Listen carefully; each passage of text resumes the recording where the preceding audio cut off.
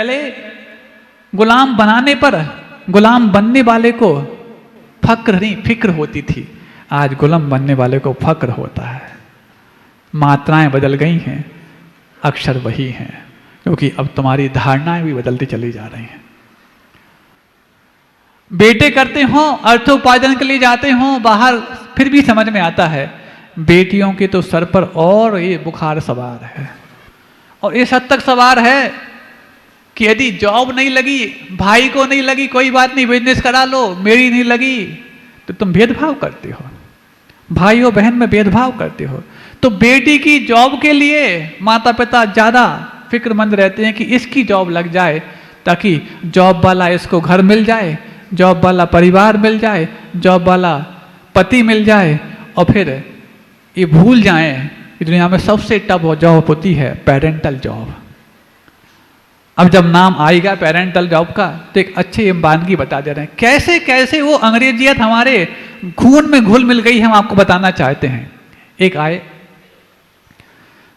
एक कपल थे, पति पत्नी, उनका एक बच्चा 3 साल का होगा, दूसरा नया बेबी उनके हाथ में था, बिहार चल रहा था, आशीर्वाद लेने आए, बोले महाराज जी आशीर्वाद दो, सेकंड बेबी है, इसको हम अच्छे संस्कार दे सकें। हमने कहा हाँ, आदर्श माता पिता बनना। अभी तक तो आदर्श गृहस्थ बनने का आशीर्वाद मिलता था, अब आदर्श माता पिता बनने की बात है। सुन रहे हो आप लोग? कई माता पिता यहाँ बैठे हैं, क्योंकि बच्चों को तो सौभाग्य नहीं है कि वो साधु की बात सुन सकें। सुन रहे हो ना आप लोग? हाँ, आपके बच्चों को कहाँ सौभाग्य है? या तो वो नगर से बाहर हैं, अथवा नगर में हैं तो अभी तो वो शैया पर हैं। हालांकि सब शैया से उठेंगे, जब माता पिता शैया से उठने लग गए हैं तो बच्चे भी उठेंगे। मुहिम आएगी, अभी धीरे धीरे हम ठंडी करके खाने वाले हैं, बहुत ठंडी करके खाने वाले हैं, जल्दी कुछ नहीं हमारे लिए। आएंगे एक दिन, ऐसा भी होगा जब आप लोगों को बैठने की जगह नहीं मिलेगी और यहाँ पर पूरे एवा भर जाएंगे। तो सुनो, आए, बोले महाराज जी आशीर्वाद दें। हमने कहा आदर्श माता पिता बनना। महाराज प्रयास तो कर रहे हैं। क्या प्रयास कर रहे हो? महाराज अब आपने पूछ ही लिया तो इसलिए बता रहे हैं, हम लोग पेरेंटिंग कोर्स भी कर रहे हैं। समझ रहे हो? Parenting course. इस कोर्स का नाम उस समय हमने पहली बार सुना था, बात हो गई 4-5 साल पुरानी बात है। हमने कहा तमाम तरह के हमने कोर्स सुने, कुकिंग कोर्स, मेहंदी कोर्स, ये कोर्स, समर कोर्स, अब पेरेंटिंग कोर्स भी। क्या करते हो, कब कब करते हैं? महाराज चूँकि दोनों जॉब करते हैं, हम दोनों पुणे में रहते हैं, और ऐसे में वीकेंड्स में ही बात कर पाते हैं, बाकी तो 5 दिन तो जॉब में निकल जाते हैं।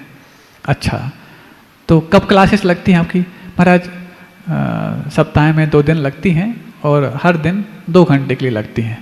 कब से आप कर रहे हैं? महाराज 2 महीने से कर रहे हैं। क्या सीखा आपने? महाराज बहुत परवरिश करने के तरीके सीखे, कैसे बच्चों की परवरिश की जाती है। अच्छा, और क्या सीखा? महाराज बहुत अच्छा सिखाते हैं, मोटिवेशनल तरीके से सिखाते हैं, बहुत अच्छा। हमने उससे पूछा, हमने कहा ये बताओ कोई डॉक्टर बनने के बाद MBBS करता है क्या? नहीं महाराज जी। वकील बनने के बाद LLB करता है क्या? नहीं महाराज जी। CA बनने के बाद CA का फाउंडेशन कोर्स करता है क्या? नहीं महाराज जी। तो फिर पेरेंट्स बनने के बाद पेरेंटिंग कोर्स कैसे कर सकता है? अरे तुम पेरेंट्स बनने के पहले पेरेंटिंग कोर्स करते, फिर पेरेंट्स बनते तो बात समझ में आती है। तुम 2 बच्चों के माता पिता बन गए हो, पेरेंटिंग कोर्स करने जा रहे हो, सप्ताह में 2 दिन खर्च करते हो, बच्चे को घर में छोड़ के जाते हो आया के पास। इसकी बजाय तुम 2 महीने की पेरेंटल लीव देके अपने घर जाते, तो बच्चा जिस हाथ में जाता वो शिक्षक बन जाता, और तुम्हारे पेरेंटिंग कोर्स के बगैर भी तुम्हारे बच्चे संस्कार पा जाते। अब सोचो, ये सब गुलामी की दास्तां कैसे कैसे तुम्हारे अंदर भेजी जा रही है। कुछ भी एक मॉडर्न चीज आई, आप उसको हथियाने के लिए इतनी दिलचस्पी से पीछे पड़ जाते हो, कहीं ऐसा ना हो दकियानूसी बनने का कलंक मेरे स्वस्थ भाल पे ना लग जाए। सिर्फ हम ऑर्थोडॉक्स ना बन जाएं, हम पिछड़े ना माने जाएं, हम पीछे लगू ना बन जाएं, इसलिए हर उस नई चीज को बिना सोचे समझे हथियाने की कोशिश करते हैं। बस मार्केट में आने की देर है। होता कि नहीं होता बताओ? यही तो दास्ता है। यही तो अंग्रेजियत है। अरे हम जिन चीजों को छोड़ रहे हैं उन चीजों को पाने के लिए मचल रहे हैं, और जो उन्होंने जूठन छोड़ दी उसको खाने के लिए हम मचल रहे हैं। होता कि नहीं होता? अब जैसे जैसे ये सब तुम्हारे ऊपर अंदर भेजते चले गए, अब आप मान लिए यही जीवन शैली अपनानी हमारे लिए आवश्यक है। इससे हट के हमारी कुछ हुए तो लोग कहेंगे अरे दकियानूसी हो, तुम तो पिछड़े हो। ये कमेंट्स हम नहीं झेल पाते। अरे ये कमेंट्स नहीं, ये कॉम्प्लीमेंट है कि हम कुछ अच्छा कर रहे हैं। और जिस दिन तुम्हारे लिए कमेंट्स ना मिले, अपने आप को 10 बार परखने की कोशिश करना, कहीं मुझसे कोई गलती तो नहीं हो रही है। चाहे बच्चे हो, चाहे बच्चों के माता पिता हो। अब धीरे धीरे करके एक और दास्ता हमारे अंदर भेज दी गई, जिसका नाम किटी पार्टी है। सबके चेहरे पर बिना मुस्कुराओ के ही मुस्कान आ गई है कि नहीं? किटी पार्टी पता है? किटी पार्टी महाराज ये मॉडर्नाइज तरीके से गेट टुगेदर हो जाता है महाराज। इस बहाने कहाँ मिलने का मौका मिलता। इतनी आपाधापी वाली जिंदगी है। पहले शहरों में होती थी, वो फिर बढ़ते बढ़ते छोटे शहरों तक आई, कस्बों तक आई, अब तो घरों में भी और गांव गांव में है। पहले महिलाओं की किटी होती थी, अब तो कपल्स की किटी होती है। अब तो सासू माँ की किटी भी होती है। पता नहीं कितनी किटकिटी होती है। क्या आपको पता है ये किटी पार्टी का नाम आया कैसे? किटी पार्टी कहते किसको हैं? कितने लोगों को पता है बताओ? किटी पार्टी कहते किसको हैं? और तुमने किस मनहूस चीज को अपने माथे लगा लिया है? सुनोगे तो बिना संकल्प के भी उसको छोड़ने के लिए तैयार हो जाओगे। सुना दें? सुन लो, कोई बात नहीं। तुम्हारे कान तो इतने मजबूत हो ही गए हैं अब 14 तारीख के बाद कि हर उस कड़वी चीज को तुम समझने लग गए हो। कुछ लोग समझने के बाद छोड़ने भी लग गए हैं, कुछ लोग तैयारी में हैं कि हम छोड़ेंगे। किटी पार्टी आई कैसे? आपने एक और प्रथा सुनी होगी उस वक्त जब बेटे की बारात बहू को लेकर के वापस आती थी अपने घर में, तो एकदम अपने घर में प्रवेश नहीं करते थे। पहले किसी मित्र के यहाँ, पड़ोसी के यहाँ रुकवाते थे, उसके बाद घर में लाते थे। क्यों? नहीं, सीधे घर में आएंगे तो अनर्थ हो जाएगा। अब क्या अनर्थ हो जाएगा पता नहीं, लेकिन ये परंपरा चली आ रही थी। ये परंपरा भी किस मकसद से आई आपको पहले मैं बता दूं, फिर बताऊंगा किटी पार्टी कैसे आई। ये परंपरा आई मुगल काल से। जैसे ही कोई नव दंपति विवाह होने के बाद अपने नगर में प्रवेश करता था, उसके पहले मुगल सम्राट के यहाँ एक दिन के लिए रुकना पड़ता था। क्यों? बताने की आवश्यकता नहीं, आप सब समझदार हैं। नहीं तो फिर विप्लव आ जाएगा। समझ रहे हो? ये मुगल काल की दास्ता थी कि नववधू के लिए एक दिन पहले वहां रुकना पड़ता था। मजबूरन उसके साथ वर के लिए रुकना पड़ता था। अब आज कौन सा मुगल साम्राज्य है जो तुम्हारे घर में सीधा हुए बहू बेटे नहीं आ पाते? कौन सा विप्लव आ जाएगा? अनावश्यक उस प्रथा को तुम ढो रहे हो। होते कि नहीं होते बताओ? आज भी प्रथा चल रही होगी आपके यहाँ गांव में, आपके नगर में। इसको तत्काल प्रभाव से बंद करना है, क्योंकि ये व्यभिचार की प्रथा है। दूसरी किटी पार्टी सुन लो। अब ऐसी महिलाएं जो जाति का शिकार होती थीं और बेवा हो जाती थीं, समझ रहे ना? जाति का शिकार आप समझते हैं? ऐसी महिलाएं जो जाति का शिकार होती थी अथवा बेवा हो जाती थीं, वो अपना दुखड़ा रोने के लिए जहां इकट्ठा होती थीं, उसका नाम किटी पार्टी थी। अब किटी पार्टी में जाने वाली महिलाएं इन दो में से किस सांचे में आती हैं आप समझ लें, और नहीं आती हैं तो फिर किटी पार्टी में क्यों जाती हैं? किस चीज का शिकार हो तुम? शर्म आ रही है ना?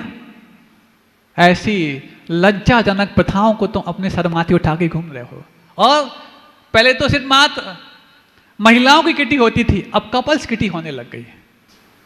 यहां चलती हो नहीं तो गांव के बाहर जाकर के तुम किटी पार्टी करते हो। कपल्स किटी आज इस हद तक पहुंच चुकी है कि पहले मात्र वहां पहुंचने के बाद ड्रेस चेंज होती थी, अब लाइफ पार्टनर चेंज होने लग गए हैं। समझ में आ रही है बात?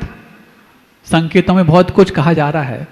और अब ये सब कुरीतियां, ये सब संस्कारों की हानियां तुम्हारे घरों में व्याप्त हो रही हैं, इसलिए धर्म सभा में ऐसी बातें करना पड़ रही है। क्योंकि बिन जानन के दोष गुणन को कैसे तजिए गई है। तुम दोष को दोष नहीं मान रहे हो, इस कारण से उनको अपनाने के लिए तैयार हो। हाँ, लाइफ पार्टनर शेयर होने लग गए हैं। एक किटी पार्टी, कपल किटी का परिणाम ये है। अब एक और बानगी बता दूं आपको। रामटेक चातुर्मास चल रहा था गुरुदेव के साथ। उस वक्त की बात है, एक बिटिया आती है, बोली महाराज आपने बहुत अच्छा विषय लिया किटी पार्टी के बारे में, कमरे में बता रहे थे किसी को। महाराज ठीक है, जो यंग लोग हैं वो तो ठीक है, सीनियर लोग, महिलाएं, दादी माँ की किटी जब चलती है तब जाके समझ में नहीं आता। हमने कहा वो लोग भी किटी? हाँ महाराज। तो क्या करते हैं महाराज, कैसे बताएं क्या होता है? हमने कहा उसमें जेंट्स लोग भी आते? नहीं, जेंट्स तो कोई नहीं आते। तो फिर क्या दिक्कत है? महाराज प्लीज। कुछ बात उसने बताई। फिर किस्मत से अगले संडे को वो जो दादी माओं की किटी थी ना, वो सारी पूरी टीम आ गई। हमने कहा क्यों, आप लोग की किटी चलती है? हाँ महाराज जी। कौन सी? स्वाध्याय किटी। उन्होंने चलो बहुत अच्छा, कम से कम। कब चलती है? मतलब महीने में एक दिन। अच्छा, क्या करती उसमें? आज कुछ नहीं, थोड़ा सा कलेक्शन कर लेते हैं, कभी जरूरत पड़ती है किसी को उसको हेल्प कर देते हैं, और नहीं तो स्वाध्याय कर लेते हैं। मैंने कहा बहुत अच्छा। और क्या होता है? इसके पहले वो बिटिया बता गई थी, बोली महाराज जी यहाँ से जब वो ड्रेस पहन के गई हैं तो वहाँ ड्रेस चेंज क्यों करती हैं? जब यहाँ आप अच्छी ड्रेस में गए हैं तो वहाँ आप चेंज क्यों करते हैं? खैर वो वाली बात तो उनसे पूछ नहीं पाए, लेकिन हमने आपके मन में प्रश्न छोड़ दिया कि इसके पीछे क्या लक्ष्य है आप ही समझो। लेकिन हमने जो दो बात उन्होंने बताई उन पे प्रश्न किया। एक तो स्वाध्याय की बात, और दूसरा कलेक्ट कर लेते हैं किसी की सेवा करने के लिए, किसी की जरूरतमंद को देने के लिए। मैंने उनसे पूछा ऐसा कौन सा स्वाध्याय है जो महीने में एक बार करते हो और 30 दिन तक आपको याद रहता है और अगली बार उसको और आगे पढ़ा लेते हो? कई बार हमें तो जो कल पढ़ा है एक बार फिर पलट के देखना पड़ता है अगले दिन पढ़ने के पहले कि इसमें कौन सा विषय लग गया, और तुम महीने भर तक याद रखते हो। और दूसरी बात, बिना प्रयोजन के पैसा इकट्ठा यदि होता है तो झगड़े के लिए ही कारण बनता है। भारतीय वीरांगनाओं ने जब लक्ष्य सामने आया है तो पुण्य का द्वार भी खोलना जानती है और मंदिर का द्वार बनाना भी जानती हैं, और बिना लक्ष्य के पैसा इकट्ठा हो गया तो घर द्वार को बिगाड़ने के लिए वो कारण बनता है। इसलिए जब लक्ष्य सामने हो तुरंत इकट्ठा हो जाएगा। अनावश्यक यदि इकट्ठा कर रहे हो तो किसी न किसी व्यसन के रूप में अपनाना आएगा, ये पक्की बात है। उनको तो बात समझ में आ गई, तत्काल प्रभाव से उन्होंने स्वाध्याय किटी बंद कर दी। हमने कहा चिंता मत करना, तुम्हारे स्वाध्याय को बंद कराने में मैं निमित्त बनूंगा तो इसका पाप मैं झेल लूंगा, लेकिन इसके बहाने तो तुम करते हो, पहले उसको बंद कर दो। आज ये हालत है कि उनका प्रतिदिन स्वाध्याय होने लग गया है, किटी के बगैर भी और अच्छे मनोयोग के साथ भी। अब ये वाली बात सुनने के बाद, चाहे वो महिलाओं की किटी हो, बहुओं की हो, सासुओं की हो, कपल्स की किटी हो, ये सब सुनने के बाद कितने लोग हैं जो आज से किटी का त्याग करेंगे? महाराज हमारे यहाँ होती नहीं, अभी नहीं होती, अभी नहीं होती, होती है फिर तो बहुत अच्छी बात है। अब सुनो एक और सुनो, अब एक और किटी का एक और उदाहरण सामने आ गया। सुनो सुनो, अब बात आएगी, सुनो सुनो, आपस में बात नहीं करो। एक बड़े शहर की बात है, नाम नहीं बताऊंगा, किसी शहर की बदनामी करना मुझे अच्छा नहीं लगता, क्योंकि हम वहां स्वयं रह करके आए हैं, कैसे बदनाम करते हैं उसको। तो किटी पार्टी का दिन था और जगह जगह से वो ऑटो वाला उन महिलाओं को इकट्ठा कर रहा था। किटी का समय हो गया तो एक घर के आगे उसने हॉर्न बजाया, वो महिला का बच्चा बाहर निकल के आया, बोले बेटा मम्मी को बोलो किटी पार्टी का समय हो गया। बोले अंकल रुको तो, अभी मम्मी पूरी चुड़ैल तो बन जाए। आप हंस क्यों गए? क्योंकि लास्ट किटी पार्टी में उनको थीम दिया गया था अगले बार आपको चुड़ैल बन करके आना है। तो चुड़ैल बनाने की और पूरा मुखौटा वो वैसे ड्रेस पहनने के लिए वो तैयार हो रही है, इसलिए पहले पूरी चुड़ैल बन जाए उसके बाद वो किटी पार्टी में आ पाए। सुन रहे हो? जब बेटा अपनी माँ को चुड़ैल कहने लग जाए तो समझ लो आपके संस्कार कितने तार तार हो चुके हैं। अब बताओ और कुछ बताएं किटी के बारे में। किटी पार्टी की शुरुआत क्यों हुई? बेवा महिलाएं और जाति की शिकार महिलाएं जहां दुखड़ा रोने के लिए इकट्ठा होती थी, उसका नाम किटी है। अब आप किटी में जाओगे? कितने लोग हैं जो किटी में नहीं जाएंगे, पुरुष हो चाहे महिलाएं हों? आज भले ही नहीं है, कल तुम्हारे घर में आने वाला कपल्स किटी का करो। आगे से त्याग कौन कर सकता है बताओ? अरे त्याग करने में दिक्कत क्या है? जब जाते नहीं तो त्याग कर दो। कभी भी मान लो ये परंपरा तुम्हारे घर में आ गई, दोनों हाथ उठा के हम उसको बाहर करेंगे। अभी तुम दोनों हाथ उठा दो, मात्र उठाओ। कुछ लोग सोच रहे हैं पड़ोसी ने उठाए कि नहीं उठाए। पड़ोसी को देख करके बुराई का त्याग मत करना, साधु को देख के त्याग करना तो पुण्य लगेगा। जाते नहीं है कोई बात नहीं, आगे जाने की संभावना बनेगी तो नहीं जाएंगे, ये संकल्प की बात है। हाँ सुनो, अब तो धीरे धीरे करके आपको आधुनिक होने का मंजर तुम्हारे दिमाग में लाया गया और एक एक करके आपको गुलाम बनाने का हर्ष सामने आता चला गया। एक के बाद एक चीजें लाई गई, थोपती चली गई। अब वो भारतीय जो संस्कारों से ओतप्रोत था, अपने आप को संस्कारों की हानि के साथ जीने के लिए मजबूर होने लग गया। कानून के तहत लाया गया, नमक कानून लाया गया। फिर धीरे धीरे करते कुछ ऐसी चीजें तुम्हारे साथ जोड़ दी गई जिनको सहन करना भी बहुत मुश्किल था। अब जाकर के आंदोलन के बिगुल बजना प्रारंभ हुए।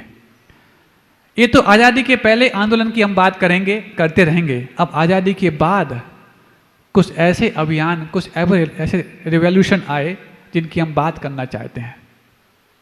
1959 आज़ाद भारत को 12 वर्ष हो चुके थे। उस समय फर्स्ट रिवॉल्यूशन आया नॉलेज वर्कर के रूप में। ये क्या होता है?